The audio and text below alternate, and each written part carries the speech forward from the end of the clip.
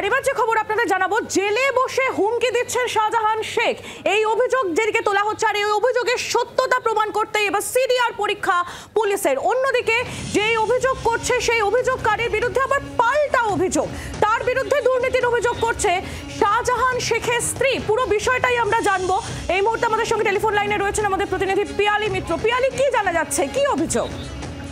দেখো, দুটো অভিযোগের ভিত্তিতেই কিন্তু নেজার থানার পুলিশ এই মুহূর্তে অনুসন্ধান শুরু করেছে।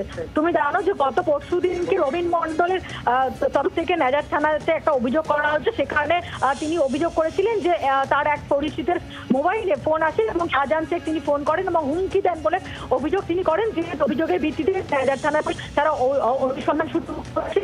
নম্বরটি কল এসেছিল বলে দাবি করা হচ্ছে, মোবাইলে সেরকম কিছু পাওয়া যায়নি।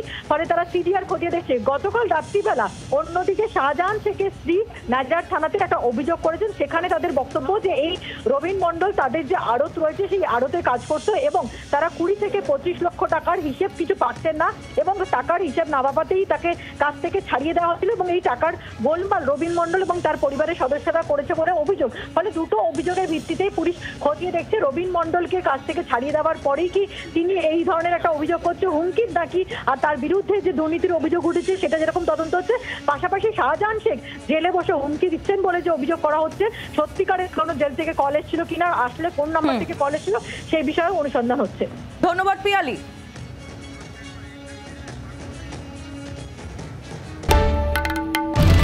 বাংলার আওয়াজ, বাঙালির আবেগ, জি 24 ঘন্টা।